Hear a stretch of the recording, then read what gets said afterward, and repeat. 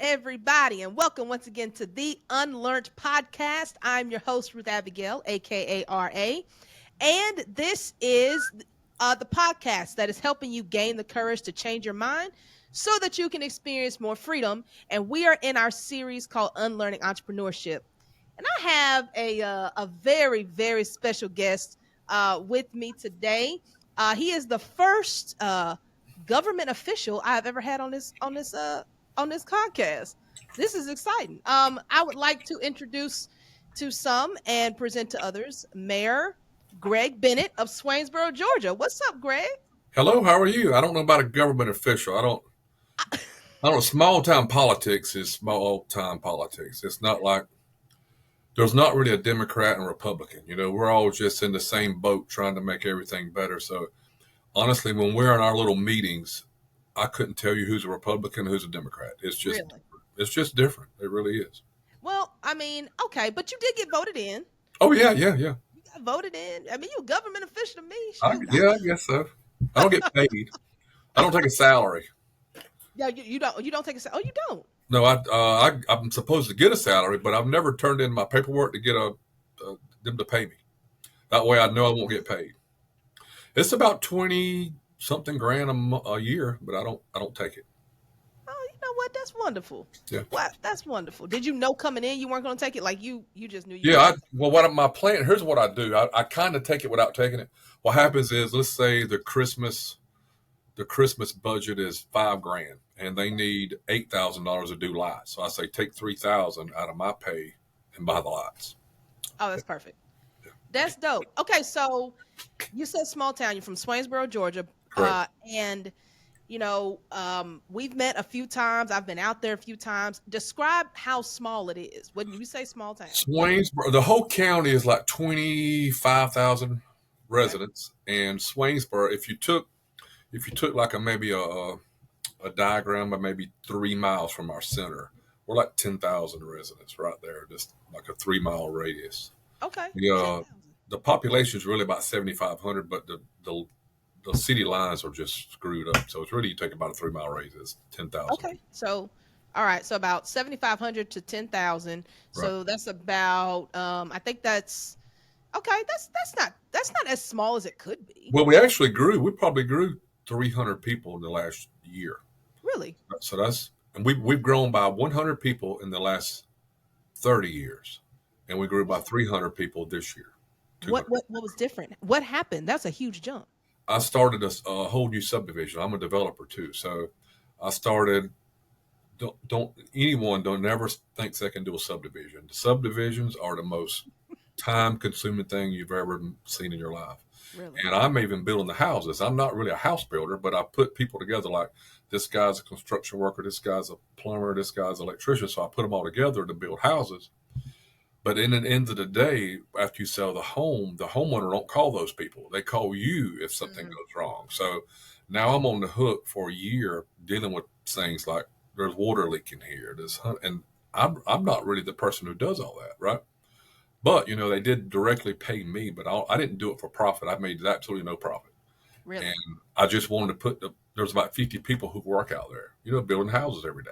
So it gave 50 people a job. Plus we've got 50 more homes in the community than we didn't have before.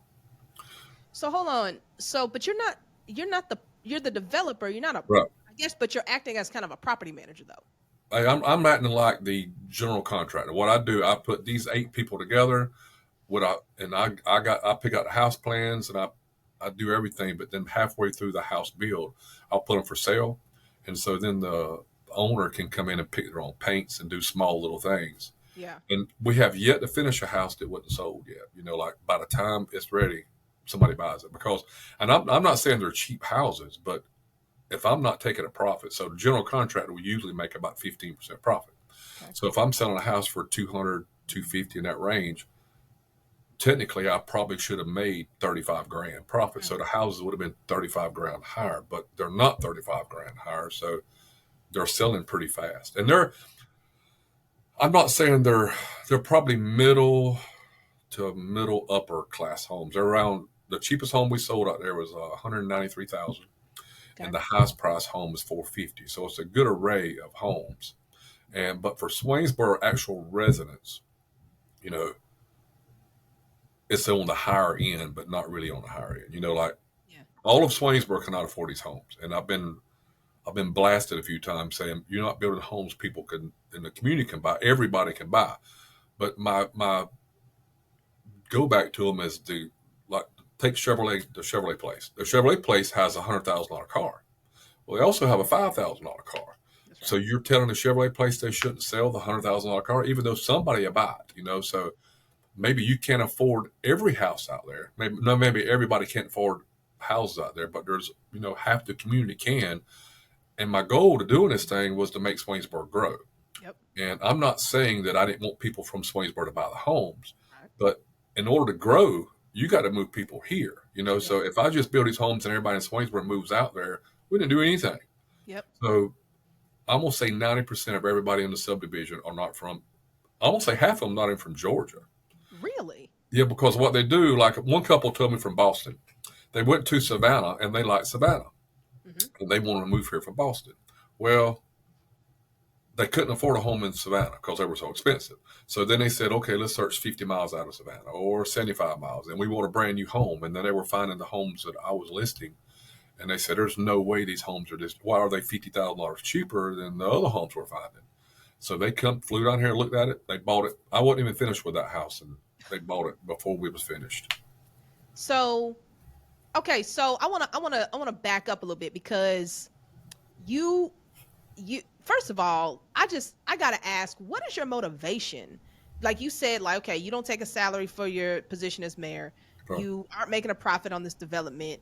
What's your motivation? You're an entrepreneur. Like you're not giving stuff away, Right. but there's obviously a motivating factor here. At least for those two things that you said. What's your motivation for doing things and not necessarily reaping the benefit you Well, could? I was born here naturally, so I've only moved away for probably 3 years of my whole life. I went to college. I went 2 years of college after I finished a local college here. So I went to 2 years in Statesboro, Georgia Southern, Okay. and I graduated there.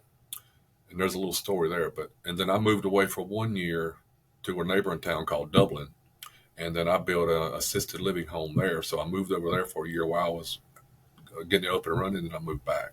But I really want Swainsboro to grow because we've pretty much been in like a standstill for like 30 years, and if you're not growing, you're going backwards. If you don't, Swainsboro is almost becoming or was becoming like a rental house town. Like because you got grandmothers and grandmothers living in the town.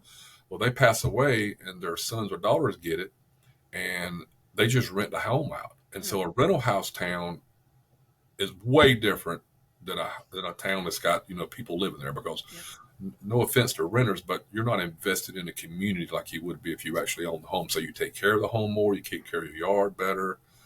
And I didn't want to see it go that way. So in order for us to grow, you have to have the whole brand new subdivision because we don't have a lot of lots left, like Yeah. scattered around town. So we had to create the lots. Huh. Okay. And you said you got pushback, but from what it makes sense is like, okay, you bring new people in, you can grow the the economy of because you got new money in, you got new people in that have potential to increase different in different ways and the Right. city contribute differently. So even if you can't currently afford a home, because it's possible that if new people come in, the economy could be such to where maybe you could do better in order to afford that home because there's Yeah. just more Yeah. circulation. When somebody moves there, like these 50 homes, I'm going to say 40 of them is going to have people that don't live here. So those 40 people either work or going to find a job here Yep. or they're retired, right? But Yep. when they bought those 50 homes that say on average of $225,000 a piece, does a lot more economy that the government here can get more tax money off of. There you go. And Yep. so if you got more tax money coming in from this group of people that you didn't, now everybody else's taxes might go down because there's more people sharing the pot than there was before.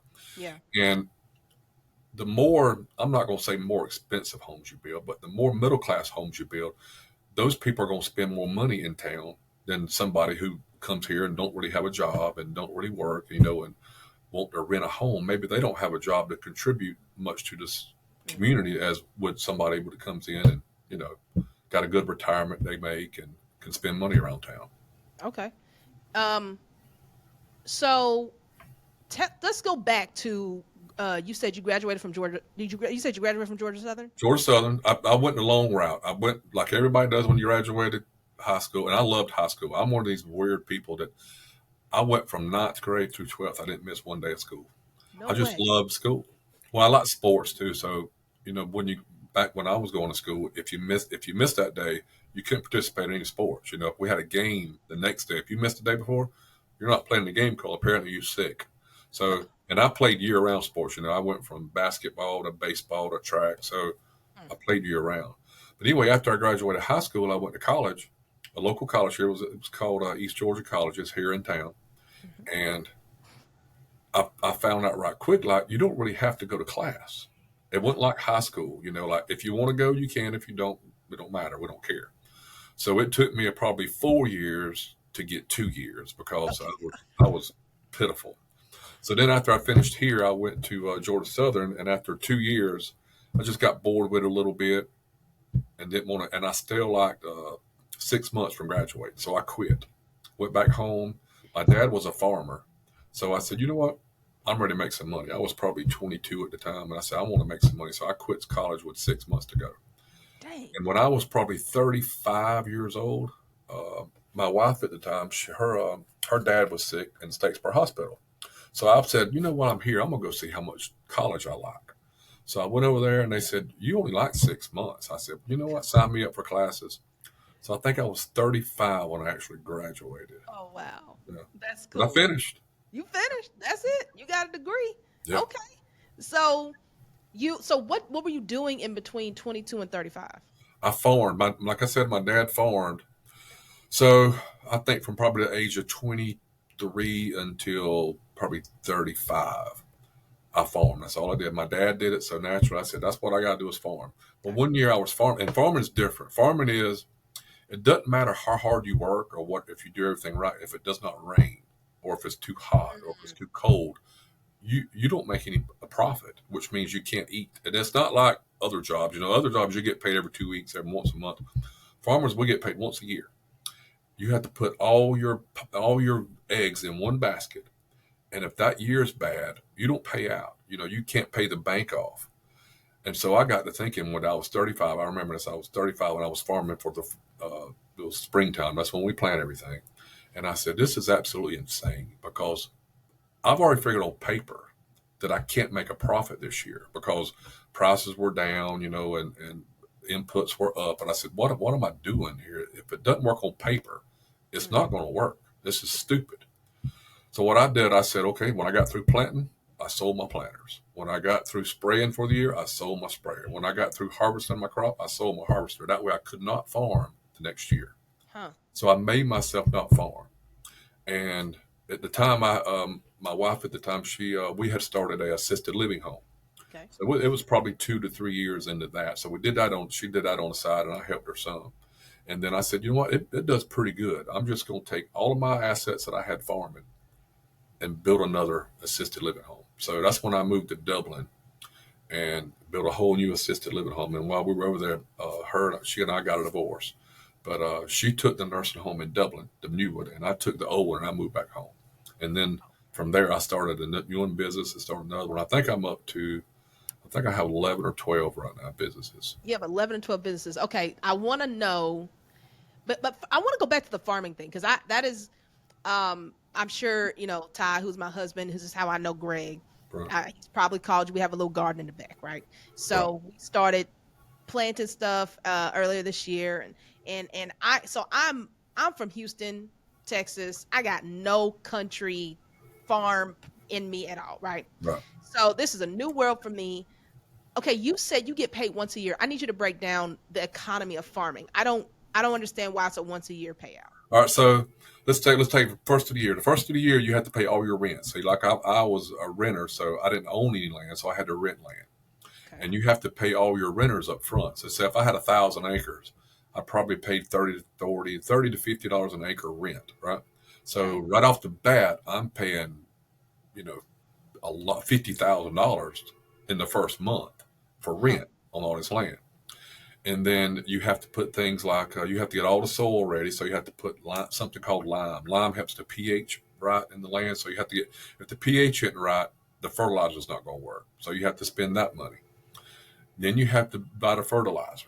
So, and the fertilizer and the lime usually cost about $75 an acre. So now I got the rent and the fertilizer all up front. So I'm investing all that money up front. Okay. Then you have to seed. You got to put the seed out. And once you put the seed out, you have to make sure no weeds come up. Mm. And so, and through the year, you're either plowing the field or spraying the field to kill all the weeds. That's all you do all year long. No weeds, no weeds, no weeds. And then at the end of the year, this is probably now we're talking September, October. So from like March to September, October, all you're doing is spending money. You don't make anything. Mm. And if it quits raining, say in July for the whole month, well, you're out there saying, okay, do I spend more money or do I just quit? Mm. Because do I throw good money after bad? And Mm. so, but you always got hope. You always believe in God. He'll make it rain. So you keep Mm. spending money. You keep spending Yeah. money. So then October comes. You either have a good year or a bad year. So we harvest from about September to November. And when you're harvesting, if the prices aren't right, it's because us farmers are different. September, October, November, we're broke. Everybody's screaming to pay me. If the prices are down, we don't really have a choice. It's not like we can say, I don't want to sell right now. I want to wait because I think prices are going up. Well, it Right. don't matter. You got bills to pay. So you can't really speculate and hope they go up.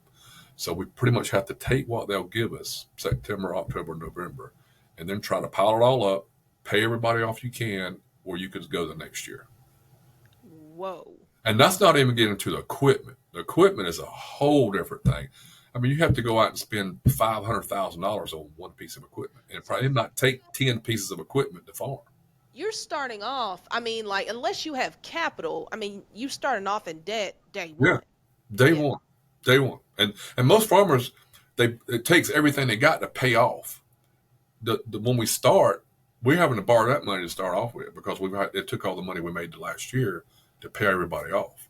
So you start day one having to go to the bank. You have to go to the bank in January. We always said, like as a group, like a little joke, the the further along a farmer can go before going to the bank, that's how rich he was. You're gonna have to go to the bank, but if Huh. you can make it till like May or June, you're a rich farmer because how could you farm all that time without borrowing money?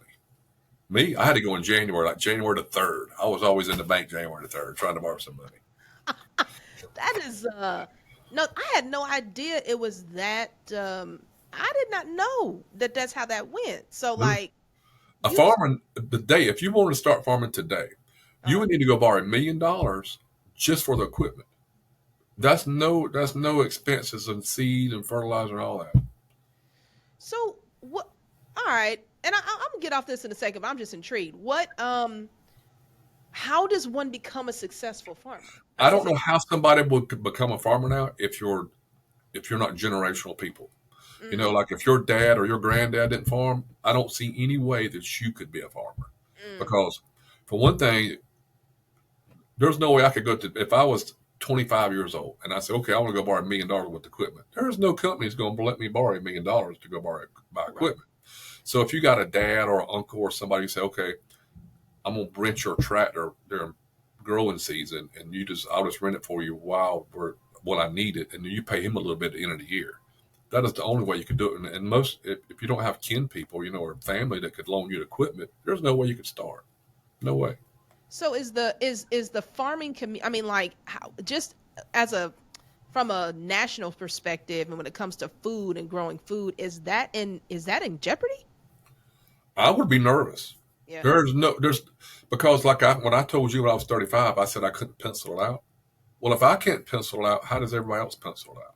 You Right. know, So I think what it's going to go to is going to be the only way you can make it work is like one up in 2007. I think I put together a group of people, 15 farmers, and we went and bought our own peanut market. So we didn't have to take what we were given for peanuts. We could set our own price. So Okay. we had like a co-op we started, and so now that co-op makes a great profit because we can pay the average farmer a little bit more than everybody else pays them, and then we can hold it and sell it when we want to make some more income. So that helps the farmers. Like every year, all of us farmers that own that peanut market, we get an extra 25,000 a year just because we're like a buying point now. So we're already starting off the year with $25,000 where everybody else don't have that. So the longer you can keep your product and keep hands off of it, the more profit you'll make. That makes sense. Okay. This is all right. So you have 11, you said 11 or 12 businesses. Right. What types of businesses do you have? Assisted living home. It's called Summer Willow. I'm building a travel center right now. It's a truck stop. It's going to be, it's huge. It's like a Buc-ee's. It's like a miniature Buc-ee's. Okay. Uh, we should open it in December. I've got two partners on that. Okay. Uh, I just sold my liquor store. It's called Mojo's Wine and Spirits. Okay. I started it in 2011 and it did absolutely great. Mm, But it comes a time, you think to yourself, is this a business I want to be invested in mm, a long time, and mhm. I'm not saying a liquor store is bad, but it doesn't look good, and you fight with yourself a few times, and somebody came along and offered me a little bit more than it was worth, so I sold it. Okay. Uh, I also own CPR Fitness in Tan. It's a gym here in town. It's like 20,000 square feet. It's got a heated pool. It's got a saunas. It's got everything. It's way too nice for Swainsboro. That's the truth. Uh, the next business I'm building a hotel right now. It's called the Blanton. It's going to be a Wyndham hotel, and we've actually just started building it. Okay. The next business I have is a Manor County Peanut and Grain. That's the peanut place I was telling about. Mhm, The Stockyard Restaurant. I mhm. started it last year with one partner. It does good, very good. Swainsboro didn't really have a middle to upper scale, nice bar, restaurant, place to go. So it has great food and it's doing great.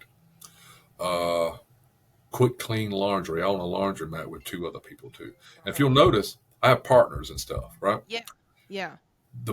I'm not saying it's good to have partners or bad, but to me, I could not own 11 businesses if I didn't have partners. Right. There's no way to do it. Like if you don't spread the workload around, then you can't own it. And if I own 11 or 12 businesses, I don't have to take a lot of profit. Like I only need this a slither of profit from every business, and then I got a good living. And then I didn't tell you this, but let me finish my businesses first. The next business is Mojo's car wash. It's one of the express washes, like you pay a membership and you come through. The next business is a retail store my wife and I own. It's called Sumner's Boutique. I built a retail place that's got two down below and two apartments up tall. And the apartments up tall, I just got through with it too, like a year ago. They look like New York style apartments. They're like studio with brick walls, and it's absolutely beautiful. But I do not want to get in the rental house business. Like I got these two apartments on top, but I just don't like rental houses. Like Mm. the people expect too much of you. Like my toilet's messed up. Well, I'm only making $40 profit this month, on their part. I didn't do it to make a profit. So if I get a plumber there to fix your toilet, I'm Yeah. already on $60 this month, like, and it's so slow of income. There's people I know that has a lot of rental income. I just don't see it. It's Mhm. way too slow to invest all that money to get a little slither back. Yeah.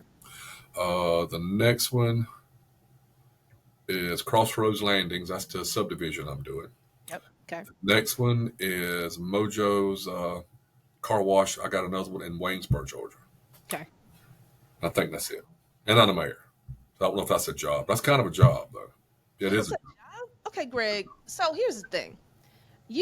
I even before I officially met you, right? Ty would tell me about, and I said, there's no way this dude is doing all of that. Like, how in the world? But you made partners, and this is interesting. Like, I think, and correct me. I mean, this is how I'm interpreting it, right? You have partners. You say you take a sliver of each one, and you don't have to. So it's more attractive for a partner to say, like, oh Right. man, I can have a nice chunk of equity in And this. plus, like, I don't want to say too much, but like the laundromat. That's a good example. The laundromat, I had the idea. Swainsboro didn't really have a nice laundromat, right? And Okay. we do drop and fold. It's not really just a coin laundromat. I mean, we wanted people there all day, right? And how do you pay people all day unless they have a task to do? So what we do is people can drop their clothes off. We'll wash them for them and iron them and put starch, do all that, and they just pick them up that day or the next day. So that helps pay for that employee because, in my opinion, is if you got a laundromat and you leave it open 24 hours a day, they're going to destroy it. People just destroy it. Yeah. Yeah. So you don't want that. So that's why we have people there. But like here, we put up 20,000 a piece. That's three partners. So 60 grand. I think we built it for around 250. You know, I think the building, and then I think we spent around 190,000 on the equipment. So we had around 450,000, I think, end of the day. But if I'd have did it by myself, one, I'd had to put a lot more money up front, and it takes one of the owners every morning goes in there and counts up the quarters, puts the quarters back in the machines, make sure everything's fine. It takes him about an hour every morning. Well, he does it because he likes doing it. Well, if I had to do it, I couldn't do all the other stuff I have to. Not that an hour is a lot of time, but if you got 11 or 12 businesses, you can't spend an hour dedicated to one space. Yeah. Because if I did that, what if I had an emergency at one of my other places? I said, okay, I can't come, but I can come in an hour. That won't work. If I got emergency, I got emergency to go leave. I've there are people out there that would say if you're going to be an entrepreneur, partners are it's a not a good way to go because you can't trust them. You But got here's the thing: never pick a partner that doesn't bring something to the table that right. you can't bring. You know, Okay. if why would I pick partner X? Let's say if a partner said, I just want to put in some money and be a partner. Well, I can go borrow money. What are you bringing to the table besides money? Because I can borrow money and pay the loan back, and I ain't got to give you a portion of it. But if you'll say, okay, if we'll do this partnership together, like but the partnership I'm doing with the truck stop, the travel center, I got three partners. Well, I got two. I'm the third partner. One actually owns a gas station now, so he's Okay. got experience. So he's going to run the place. Yep. My other partner owns a trucking company, so now we got automatically 100 trucks that's going to buy diesel from us every single day because he's got the trucking company. As he owns a mill, he owns a bunch of stuff. So you get your customer base just grew because Yep. there's no way he's going to buy it anywhere else. He's going to buy it there. So all three of us bring something to the table that that if somebody just wanted to put money in, I would not have took them as partners. I don't take any money partners in because all you're telling me is you don't want to work. You just want to Yeah. put money in, and you want me to send you a check. So that's what I was going to ask you. What are the other elements? What are the other characteristics of a partner you're looking for? Like if Or somebody here's a like good one: the hotel I'm doing. I got two partners with that. I'm gonna be 52% owner, and that's another thing I like to have to say. 52%. If there's a bad call to make, I want to be the one that made the bad call. yep. I don't want to get outvoted and somebody tell me this is the way it's going to be. Not that I ever have that on any owners I got. We're all great friends. We're all going to great. But at the end of the day, if there's a bad decision to make, I won't be the one to blame. Mm, And so I'm 52%, and then I have two owners that's 24%. One of those owners is a contractor, so he's going to actually build the hotel. yep. So automatically, we're saving around $400,000 Wow. on general contractor fee Yep. because he's bringing that to the table, and he's not even like knocking it off of his thing. He's just donating the 400,000 to the project without saying that's my money to put in. He's not doing it. He's just doing it because eventually we hope to make money off the project. Right. Right. And I'm a little different too. What I do in all my businesses I got, naturally I got to live, right? And I got to, I'm going on my little vacation trip, but I don't really spend a lot of money on, I don't, you may see me in the same five outfits for 2 years. I just don't waste money. Yeah. Any of my friends will tell you, he is tied. That is a tie. Because even anytime I get somebody to do something for me, I jewel them down. I try to get as cheap as I can. And I don't do that because I'm cheap. I do it because, well, if I jew you down on doing the plumbing in these houses, that's that much more cheaper I can sell the home for. So that much I can save the homeowner. But the way I'm getting at is every one of these businesses that I make, and some of them don't make a profit now. Don't some months, some of them don't make a profit. But if I can take a little bit out, so then every end of the month I can pile up another pile of money if it makes a profit to go do another business. Because all the profit I make, I only need what I need. And so Yeah. then I can start like a new hotel or a new truck stop. So and I don't like to take it out of the community. I try to invest more, just turn it right back in the community, turn it right back into the community and try to make more jobs.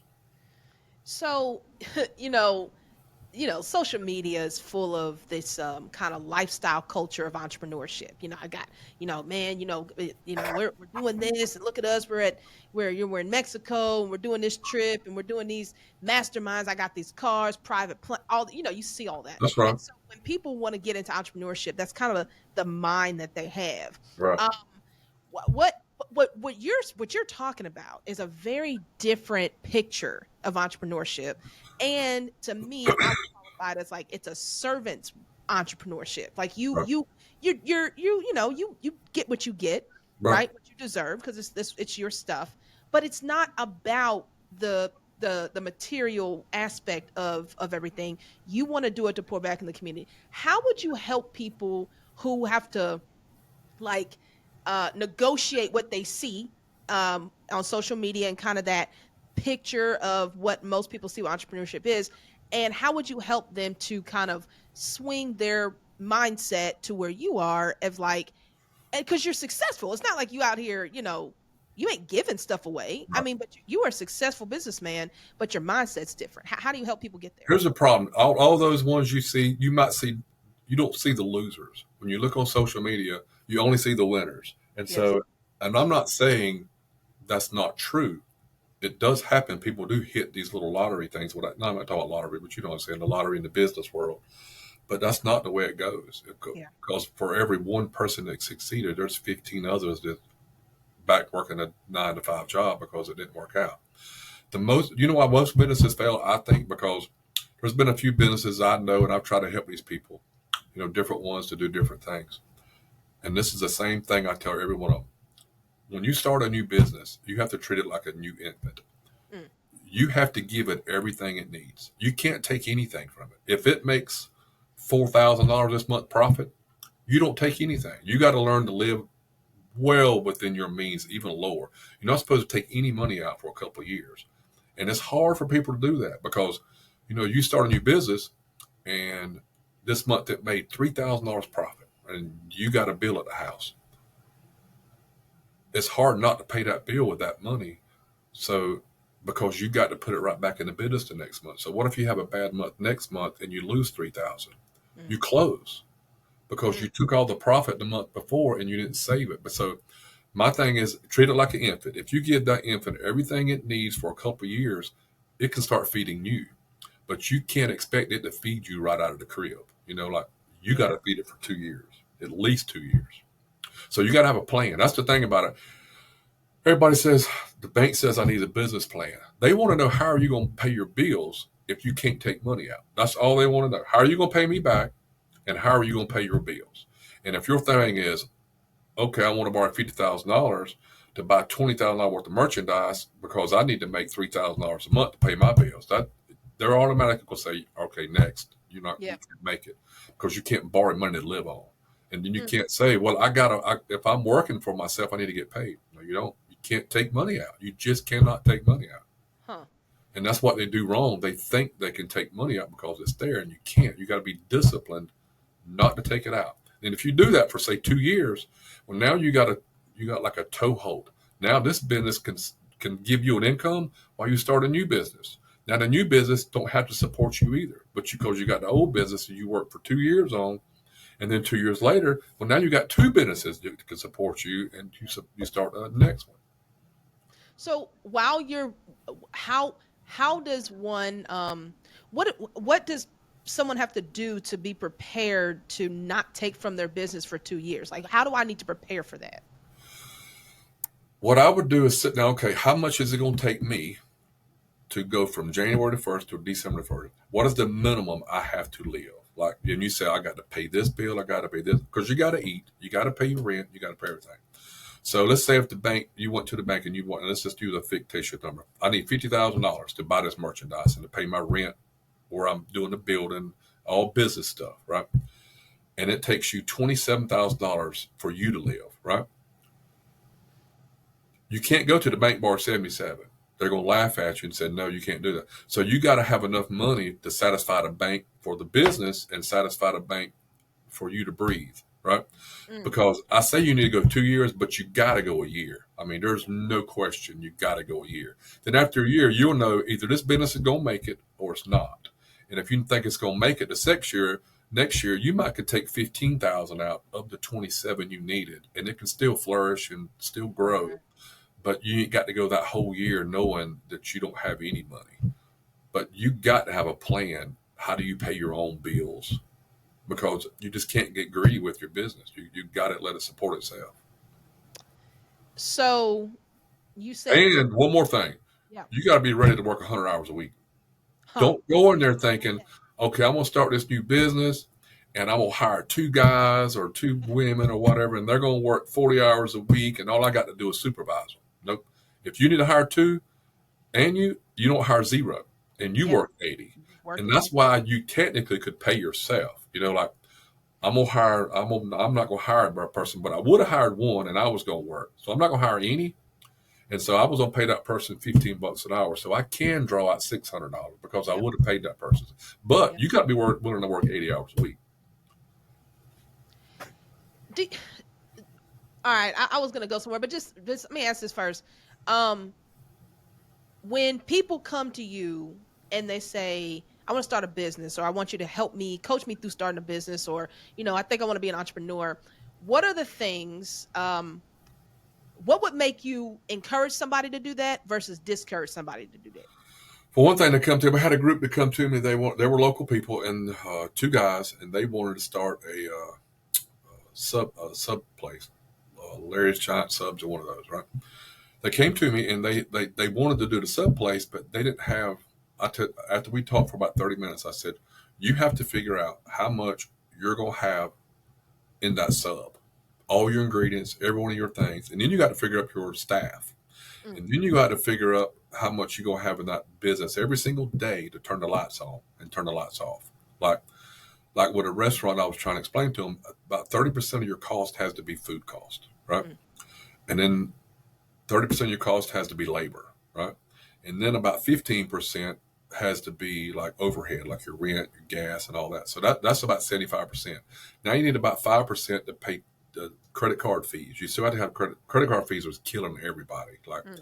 people think, well, please, I'm gonna tell everyone your listeners, pay cash.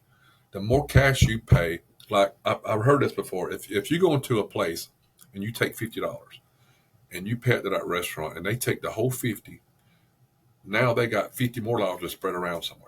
If you go into a restaurant and pay them a credit card, they just lost $3. So actually they got 47. And then when they pay out their stuff or they go use a credit card, that credit card, the value went down to 43. So every time you use that credit card, if you use it 10 times, it's worth zero. The bank got the whole $50. Really? Yeah. The bank got the whole, if you do 10 transactions, the bank end up gets the whole $50 because all us business owners, we have to pay about 3% to the credit card people for you to use your card. And most of it, there are businesses now that's adding it to their bill. They are doing that. Yeah. I just don't think that's right. Yeah. My opinion is give me the price and I'll pay the price. Don't give me the price plus another fee that you need to, it's Well, because you got to sign up. we just went to the fair last week, and for every time we used the card, and what is it wasn't a credit card, it was just a card, like it was a Right. but it was a fee if you Right. had to use the card for cash. It was like $1.25 Right. to just use the card. So it's, yeah, like they passed it on to the consumer, if for the card. That's what So that's interesting. I really didn't realize. Yeah, like I say mean, like the restaurant. Let's say if we did $100,000 this month in credit card fees. I mean right. credit card purchases. They take out around 31.31%. And so we actually didn't get $100,000. We got 96,900. And so the bank made $3,100 off of people using their credit card. So Whoa. it's just gone. So most businesses too, it's according to how much revenue you turn. And that's because this really ain't true if you turn a little bit of revenue. But like a restaurant, you might make 5% profit, right? That's about what you're gonna make. 5% of all your expenses, you're gonna make 5%. The credit card fee is making 3, and they're not doing anything. Yeah, yeah. They're not doing it. All they're doing is putting a little box in your thing, and it's going in the cloud, and it's paying you.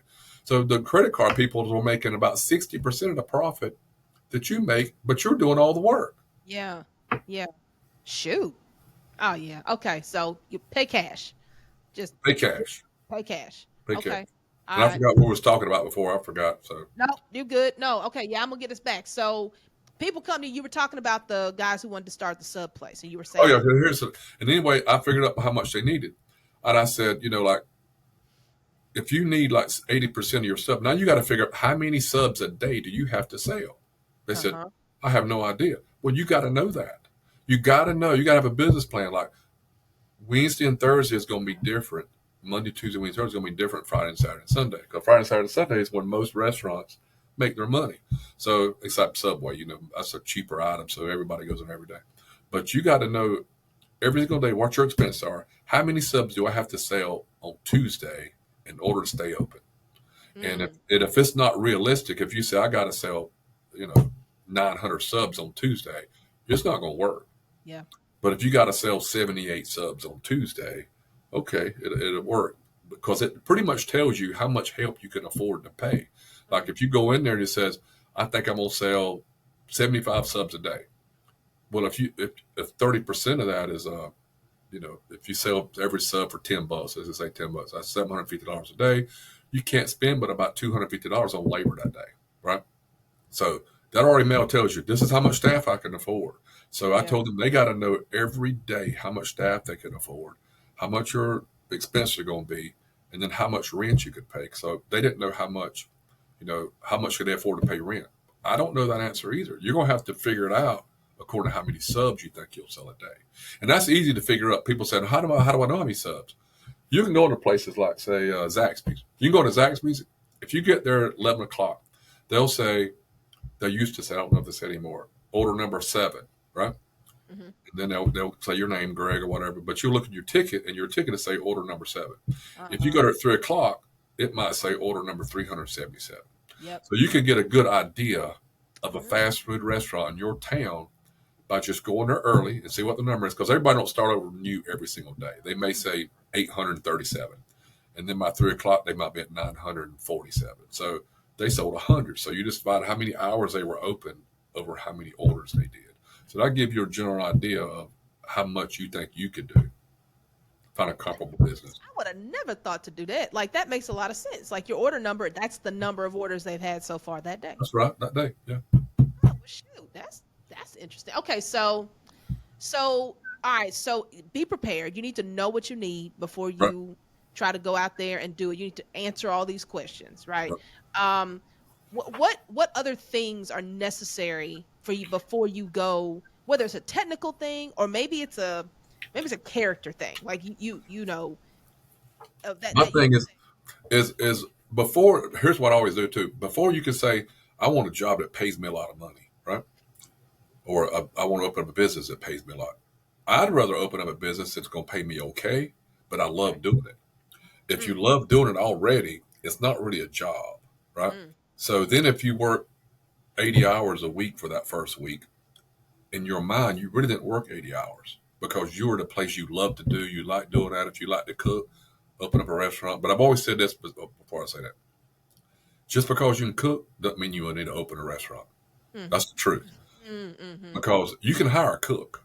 Yeah. You can't hire a person that can sit down and do the business plan because that's the most important thing. Because if you know how to cook, that don't mean you know a lot about numbers, and I don't mean a not lot. You can't figure out how much do I have in this. Like if we sell a ribeye steak and we got $11 in the steak, Mm-hmm. and if we put a baked potato in there, we got 80 cents. And if we put sweet potato souffle, we got $1.25. So you add all them up and say we're at 13, $14. You have to multiply it by 3 Okay. because you got food costs, you got labor costs, you got other costs. So that's the price you have to charge for that thing. And if you figure that wrong, you're going to close.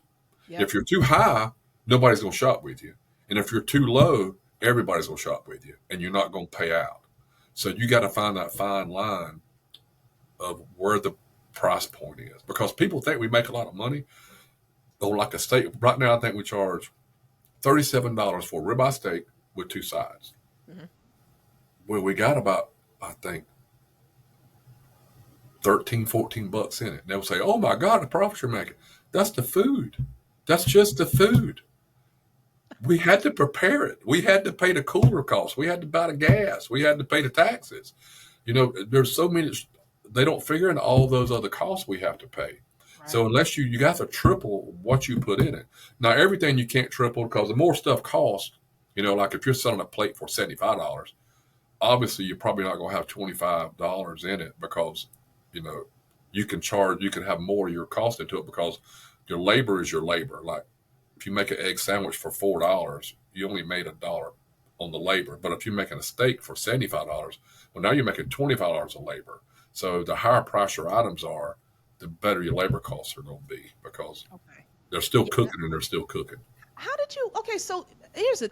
At some point, I would imagine business is just business because you have all these different businesses that obviously the business models are very different, but you speak of them so fluently. How did you learn how to do all these? How did you learn the ins and outs of all these different Because businesses? every business is the same. You may sell a different product, but it's all the Okay. same. It's all about the numbers. If you get Okay. the numbers right with a business like a laundromat, this is how much we need to charge per hour for the wash machine. This is a dryer.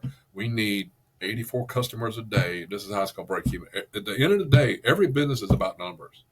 If you'll know your numbers, you can learn the business. Like Huh. laundromats are boring. Who wants to open a laundromat? I mean, think about it. It's not really a glamorous thing. But if it can have you a second income without Yeah. working a lot of hours, that's the whole point of doing it anyway. So now you have more time to spend on the business that you actually like doing, as opposed to one you just doing. So you said it's all about the numbers. So like, okay, but still, all right. So they have the restaurant business where you gotta, like you said, you're factoring in food costs, labor costs, overhead costs, equipment, all the stuff. You talked about farming. You talked Right. about the laundromat, which you have the assisted living. I mean, I hear you when you say it's all about the numbers, but and I was like, wait a minute, but there still are nuances to each one of those things, like where you have to understand some, the working principles of how this business works. Or am I You, wrong? Or you you are absolutely correct, and it's a learning process. Like the restaurant, like I told you, Swainsboro needed a restaurant. We didn't really have one, right?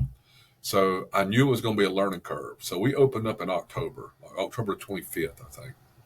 And we've done astronomical business because everybody, I'll tell you about a restaurant. Your best day is your first day. Your best week is your first week. Your best month is your first month. So everybody wants to try you, but that's when the worst time you want people to come because you don't know what you're doing yet. I mean, we were a bunch of idiots. That's the truth. Like we had it was like putting together a puzzle. We had all the pieces to the puzzle, but we didn't know where they fit. Like we had good cooks, we had good chefs, we had good waitresses, but you don't know how to work for as a team yet because I've never owned a restaurant. So it was a learning curve. So October, November, and December, that was our best months. You will never equal that again. And we made $20,000 profit, which is good, right? January up until this month, we probably made 5 grand. okay. So you think about that. So the last 8 months, we've only made $5,000 profit. Wow. And the first 3 months, we made 20 because any idiot can make money in a restaurant if you're serving 400 people because you're moving that many plates.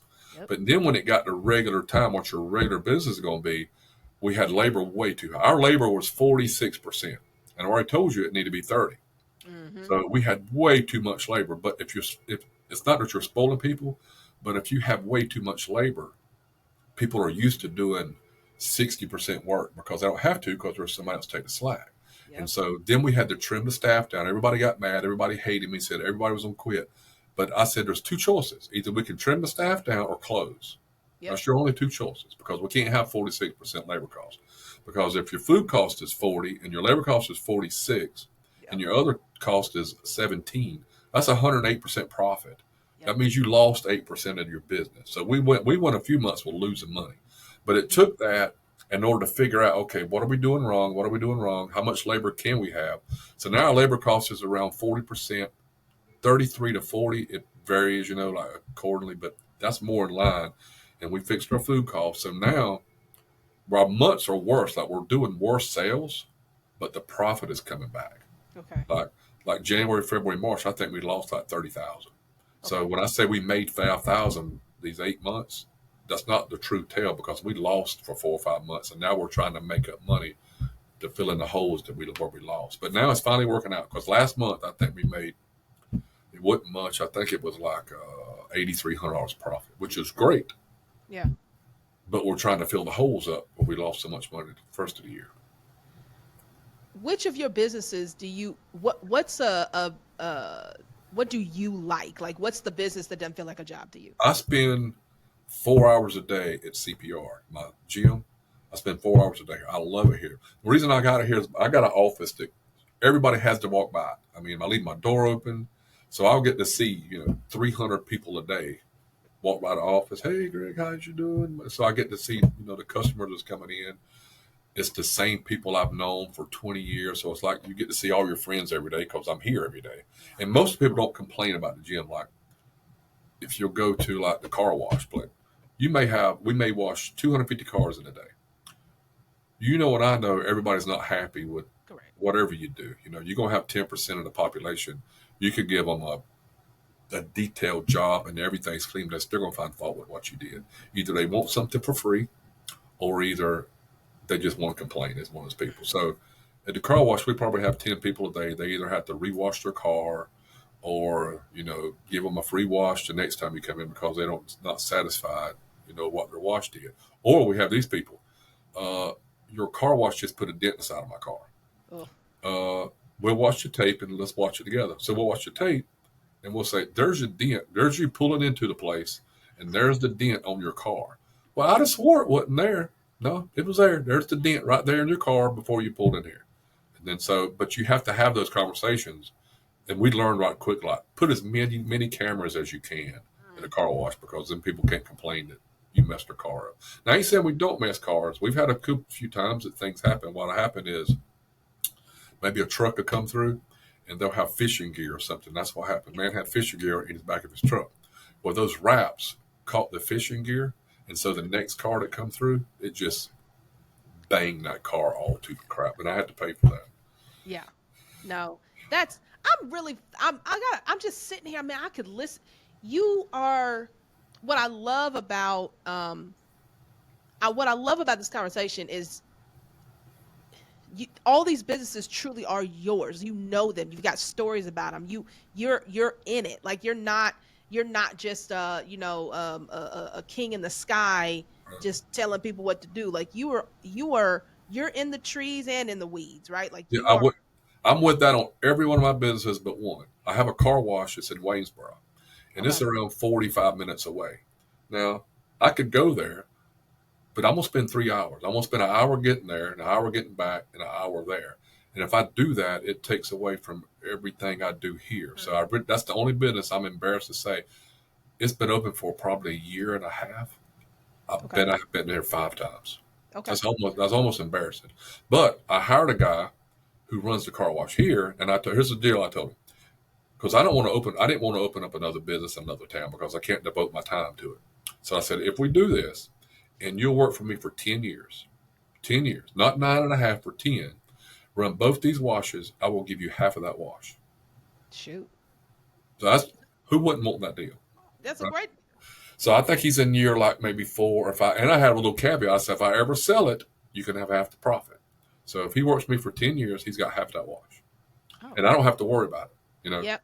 Yep. And it makes the payment. And so he's not making any payments, but the business is making payments. Yeah. And he's working there. So without him working there, it couldn't make the payment. So I think it's going to take around 9 years for it to pay off. So in the 10th year, he'll walk away with a boatload of money. All right. So you said something. You said he's not making payments. The business is making payments. Right. Right. Okay. So I'm gonna pivot to something you and I talked about. Like when we kind of after we talked about, it, I was like, hey, I want you to come on the podcast. So our conversation started with talking about Dave Ramsey. Now I'm a Dave Ramsey fan. Okay. And I'd love for you to tell the people how kind of what your thoughts are about Dave, but because people got different thoughts. But I think, one of the things that we were talking about was discipline and how, there's gotta be, you have to have a level of discipline. What people, like you said, on social media and all this stuff, you see the successes. I would also argue, for those successes, you don't see everything that goes into it. Yeah. Like it looks all glamorous, the private jets and all this stuff, and the you don't have to work for 3 weeks or whatever the vacations. But what it took to get that these people are not sitting on their couch recording for an hour a week and then just making all this money. Right. They are they're doing a lot of work. And so you can't expect to get those things that they get without putting in that kind of work. So we're talking about discipline and just like how Dave Ramsey helps to get people, discipline. I think that's about the one thing that we agreed on with Dave Ramsey. But so talk about discipline and then from your standpoint, kind of the way that you would approach some of the ways that Dave Ramsey talks about when it comes to wealth building. Perfect. And I'm gonna clear up something too. You said, and I forgot to tell you this. You said there's a lot of people on the internet that's got cars and jets and whatever, right? I don't know how many of them are real. What I'm saying is that they have filters now to make people look younger, to make people look whatever. Right? I think some of those people use filters, and when I mean filters, I mean there's a jet you can rent in at Jacksonville. It never takes off. You just go in there and you'll take a picture of yourself and argue with your friends, and you get back over. So how many of them people use the filter Yeah. that are really not real, but they want followers, which means they'll get there. But because this is a whole new way with this followers and Yeah. TikTok. I mean, that's a whole nother people. That's a whole nother stream of revenue. I see it, but I just don't see it. I don't see how you can get up, 20 million followers and make a penny off of every one of them a month and accumulate something because everybody's got a lifespan on TikTok. Correct. And if you're the hit girl today, Yep. you're broke in 4 months. Yep. So I don't. So the pictures you're seeing, let me take another picture of them in a year because it's not real. Yeah. It's not real because it's not sustainable. You're Yeah. not going to be the hot two girl, for a year. You're the hot two a girl for 6 weeks. Then, Yes. unless you can bring something else to the table, how are you going to sustain this lifestyle? You correct. I agree 100%. All right, you got Dave Ramsey. Here's my opinion about Dave, and I know enough about Dave to hurt me, but I did get this right when I asked you a question. You said, "What do you think about Dave?" And I said, apparently he went broke in his life. Apparently, because his strategy is not one that I would take, but it reeks of somebody who went broke, and so he don't trust himself. And then you told me he went bankrupt twice. Swear I did not know he went bankrupt twice, but I called it. I knew something was wrong. There's no way you can instruct people don't go borrow money because there's good debt and there's bad debt. And I've always said good debt, bad debt. Good debt will make you money one day. Bad debt costs you money today. Like if you go get a credit card, well, now you got a credit card. That next day you owe money on a credit card that you don't have anything to sell to make money off of. But good debt is supposed to pay you back one day. So, and I don't know how he can tell people. And I know how he tells people don't go borrow money unless you got X, unless you got everything paid for, unless you got this. But there's no way I could started a business without borrowing money. There is absolutely no way. I mean, you may start a t-shirt business, but Yeah. you're not going to retire with your t-shirt business. So in order to get your foot in the door for one business, you have to borrow money. But in order to borrow money means you have to save money. In order to save money means you got discipline. So if you can't get there, step one to discipline, agreed, you shouldn't go borrow money. But if you borrow it the right way, you've already showed discipline. So you should be fine borrowing money then because you've already aware what it takes to get there. But I just don't agree with him. But not everybody like saving $150,000 to go buy $150,000 house. You'll be dead. Yeah.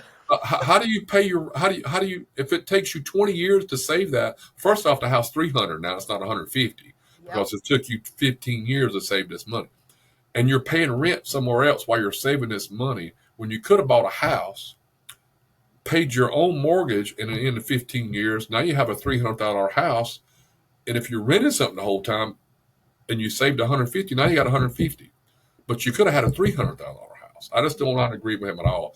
Now I do agree with him if you making $3,000 a month, you don't need to go borrow $1,000 a month car payment. Correct. You do not do, and he pushes stuff like that because you don't need to borrow more than you can pay off. Yeah. But my main goal is always to borrow. Like I don't want. If I got an idea like the hotel, let's say the hotel's gonna cost. I think it's gonna cost around $6.6 million, right? Do you think I want to go put six? I don't. First off, I don't have $6.6 million, right? So the goal is to put down 1.5, right? So that's why I got these two partners to try to pitch in some money too. But even if I had $6.6 million, I would not put 6.6 on this hotel. Why would I want to put everything I've worked for my whole life on the line for this hotel? And then if it don't work, I've lost everything I've worked for my whole life, right? Mm, So what you do, you put 1.5, you start a whole new corporation.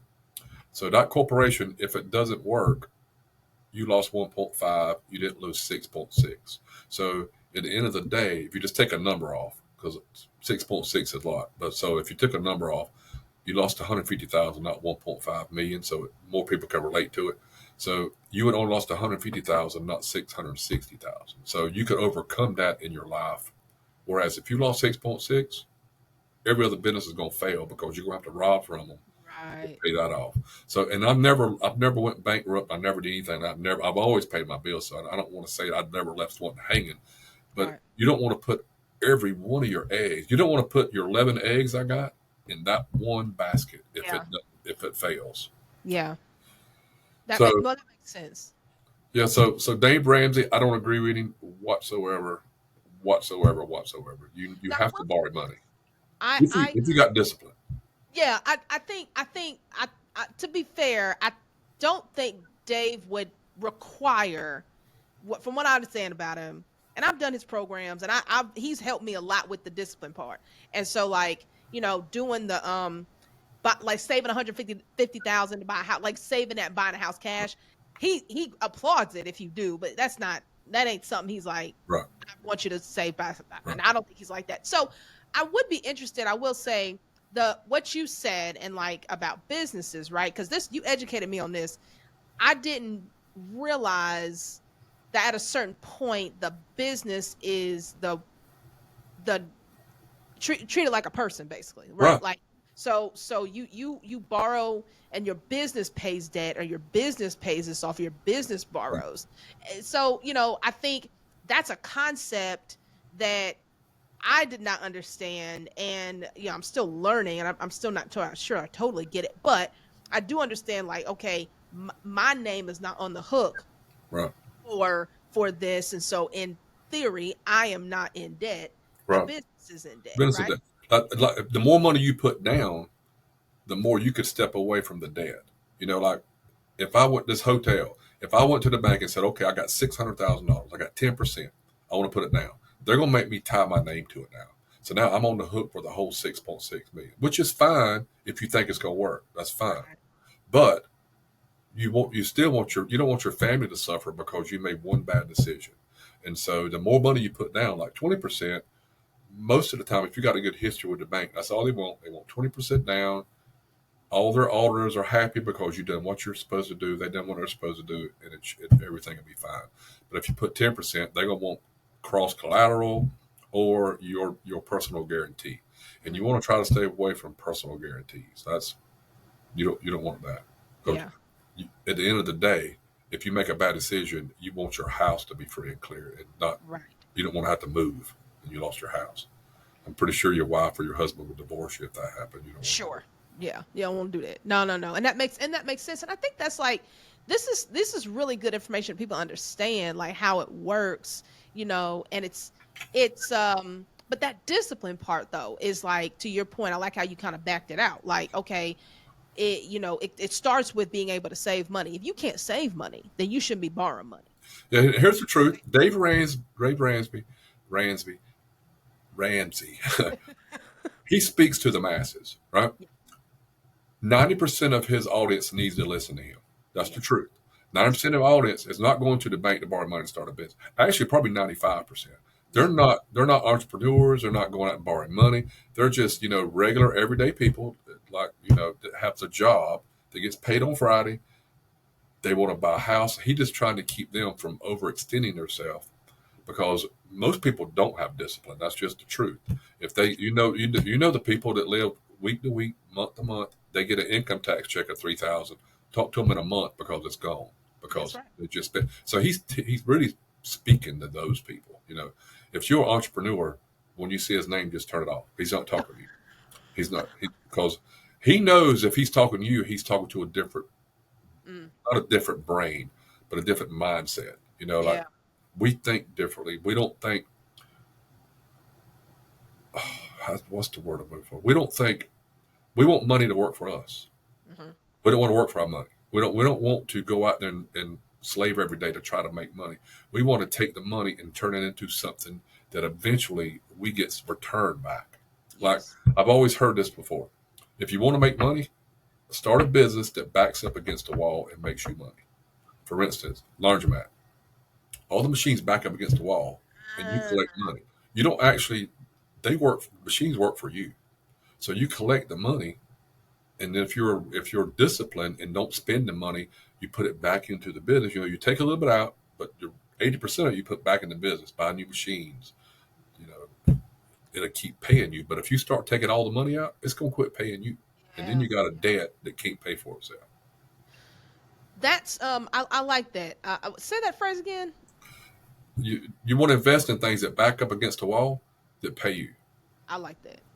I like that. All right. So, Greg, before we go, because I've taken up too much of your time, man. This has been like It's already been an hour. My I know, goodness. right? And Yeah.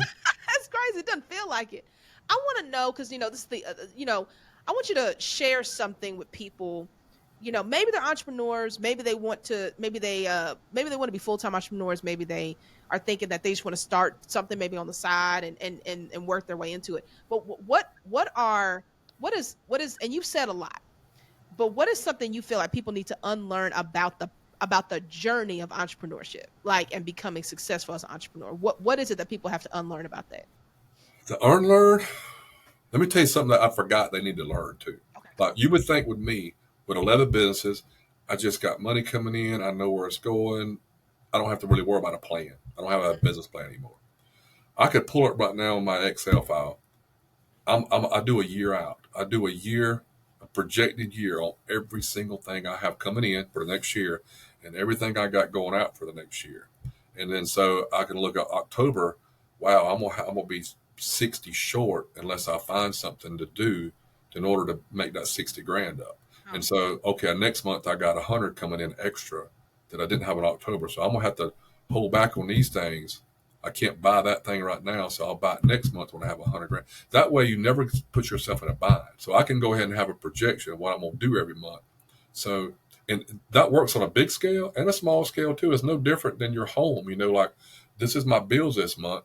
This is what I can spend. Oh, I can't go out to eat this month because I got these bills to pay. Next month, I can go out 5 times. Yeah. But so I can't spend all the money. It works the same scale. It's just, even with me, as much as how I have going on, I still do a budget for a year on Hmm. every single business I have, even though they're up and running. But you have to. Now, Absolutely. unlearn is people are set. They think they have to get a check every Friday. They think if I don't get a check every Friday, it's over. That's Huh. over. Let's say if you had an idea, I want to start even a laundromat now. Just use that. Okay, but I work now and I know I get $900 every Friday. Never matter what, I'm gonna get $900. This is the bills I gotta pay. People are too scared to lose that $900. You know, do Mm. you need $900 to make? That's what you need to tell yourself. Do I need $900? No, because if I cut back on these 8 things, I can do it for five. And if I can do it for $500, I can put $600 in the bank every month, and in 2 years, I can open a laundromat up.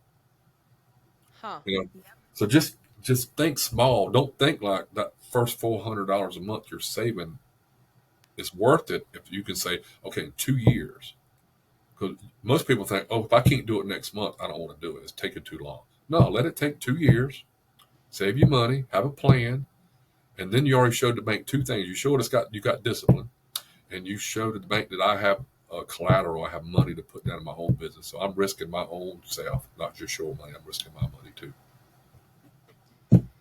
So you can't don't expect like I like what you said. Most people think that they got to get paid on Friday. If they don't get paid on Friday, it's No, not. and then after that 2 years, and you saved all that money Yep. you can say, okay, I don't. I've showed myself I can live on $500 Yep.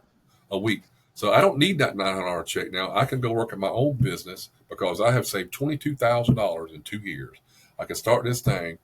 I can work for myself, and I can let go of that $500. You're not letting go of $900. You're letting go of five Yep. because you've already showed yourself you could live on five. Because you can And live on it. now your own business can only, it said, now I only need to take $500 a month out of this business. I'll work for there, so it's actually paying me a salary. You're not taking money out if you're working there. You maybe can't take, if you think you're worth $50 an hour, you can't take $50 an hour out. You still got to take out that $500 a week, what you've been living on. That's what I Right. would have paid somebody anyway. So let me take the five. Then after maybe a year, I can, wow, it can pay me 1,000 a week now. Wow. Because you didn't take what you should have took out the first year. Now for 3 years, if you take the first 2 years you saved, and that year, you just showed yourself the discipline.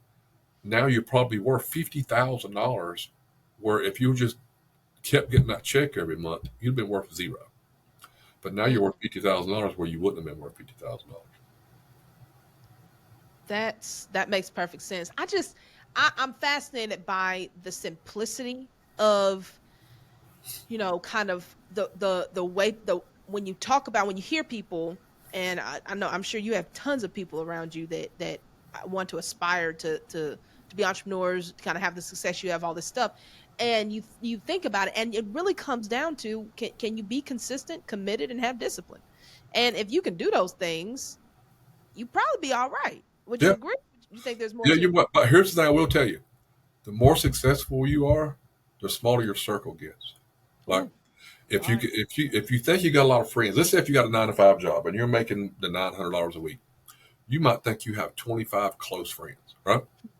You're just like them. You're all in the same boat together, whatever. That third year, when you're working for yourself and you've already quit and you've showed all your other friends, wow, he's doing pretty good. Mm. Your friends are maybe high five because they get jealous. And there's nothing, but you didn't need them anyway. So they weren't real friends anyway.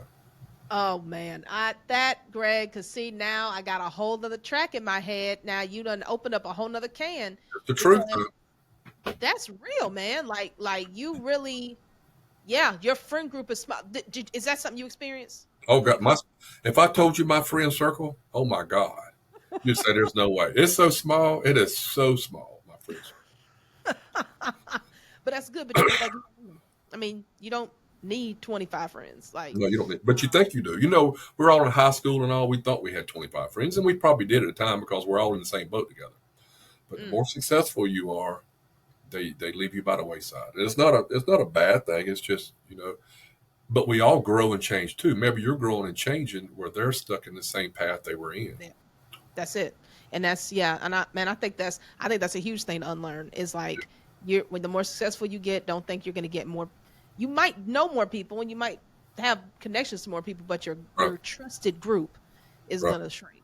And Yeah. if the more successful you get too, you'll notice your own self. You pick friends differently. Like Mm, usually, if you'll find a successful person and pick their five closest friends, their five closest friends are successful too. Maybe not in the same sense. Maybe not money wise, but they'll have family together. There's more ways to be successful than money. So that's those right. that circle right around you are going to be successful too. I like the saying, if you want to see your future, look at your friends. That's right. You know, That's like, true. and Yeah. if you desire certain to be a certain way, you need to be around those same. You need to be And, around. and if you're not where you want to be, you might need to change friends. That's You might just the need to truth. change your friend group. Yeah. That's straight up, man. Greg, thank you. Because, okay, Thank y'all, I have you. to tell y'all, when I asked Greg to do this, he said, I don't like to talk, but I do it. Man, you a great communicator, man. Like, We talked for what we talked 80 minutes. yeah, 80 minutes. no, you great. I love this. This is a great conversation. I appreciate you coming on the show. Yeah. Thank you very much. Absolutely. All right. All right, people, that is it. We are done. We'll catch y'all next week. So let's keep unlearning together so that we can experience more freedom. Peace.